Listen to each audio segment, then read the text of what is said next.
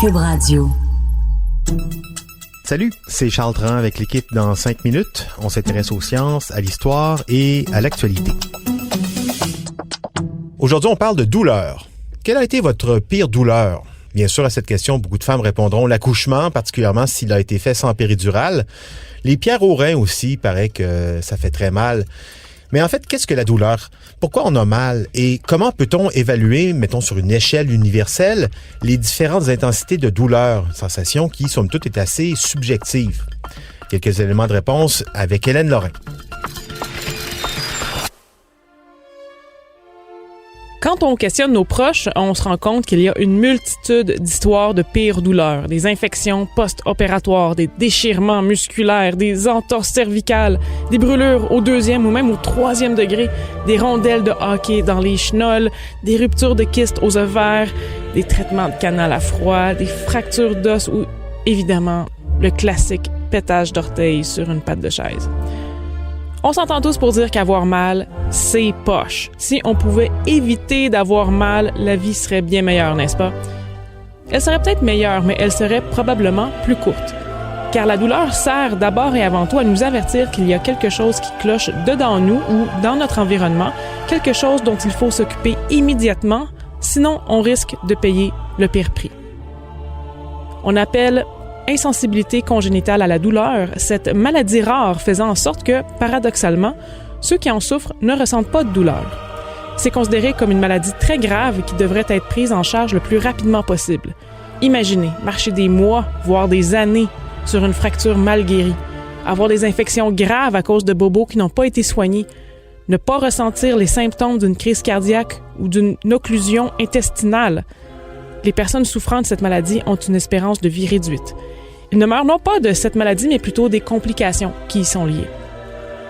Somme toute, même si ça fait mal de l'avouer, une vie de douleur est quand même préférable à une vie sans douleur.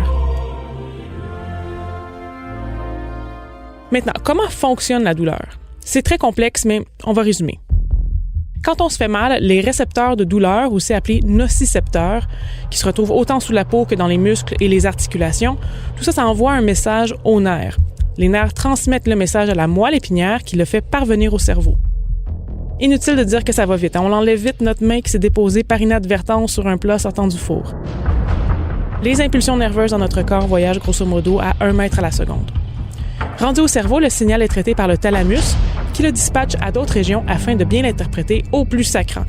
D'où la douleur provient-elle? Est-ce que c'est grave? À quoi se compare-t-elle? Quelles émotions me fait-elle sentir?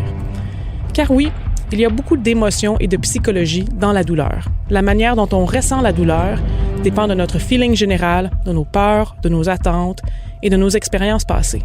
Des crampes menstruelles, bien que sévères et incapacitantes pour certaines femmes, sont souvent un peu plus supportables, sachant qu'elles sont temporaires. Cette intervention des émotions, ça fait en sorte qu'il est franchement difficile d'évaluer la douleur sur une échelle. Selon Wikipédia, oui je sais, Wikipédia, il existe plus de 25 échelles de douleur et il est bien mentionné que cette liste est incomplète. Malgré tout, le personnel médical nous demande toujours, sur une échelle de 1 à 10, comment ça fait mal quand on consulte. L'évaluation de la douleur reste nécessaire pour arriver au bon endroit à l'hôpital pour obtenir le bon diagnostic, pour préparer un plan de guérison et jauger de l'efficacité de ce plan. Encore faut-il que la douleur soit prise au sérieux. De plus en plus d'études confirment un biais défavorable envers la douleur exprimée par les femmes et les femmes de couleur plus particulièrement. À cause de vieux stéréotypes basés sur aucune sorte de vérité, les femmes se font plus souvent dire de tolérer leur douleur avec un Tylenol plutôt que d'être prises en charge.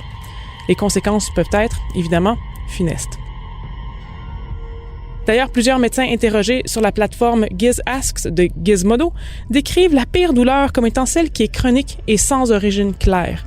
Ce type de douleur persistante, imprévisible et débilitante peut venir à bout d'une personne. Des problèmes de santé mentale comme la dépression et l'anxiété ne sont pas rares chez des personnes souffrant de douleurs chroniques. Et un dernier mot sur la douleur psychologique. Oui, parce que c'est bien cute de parler de migraines, de fractures de clavicule, de brûlements d'estomac et de drillage de dents, mais qui n'a pas vécu la douloureuse, très douloureuse épreuve d'une rupture amoureuse? Il y a un fondement à la douleur qu'on ressent après une telle sorte de rejet. Effectivement, après une rupture amoureuse, les ondes du cerveau qui sont actives sont les mêmes qui le sont après une blessure physique, comme une fracture à la jambe. C'est donc normal si vous avez mal lors de ce terrible moment. Et vous, quand avez-vous eu le plus mal? Ouais, j'allais dire ça, moi aussi, les peines d'amour, mais c'est vrai que je suis très chanceux, je touche du bois. Je ne souffre pas de migraine chronique. Il paraît que ça, c'est très douloureux aussi. Merci beaucoup, Hélène Lorrain. C'était en 5 minutes.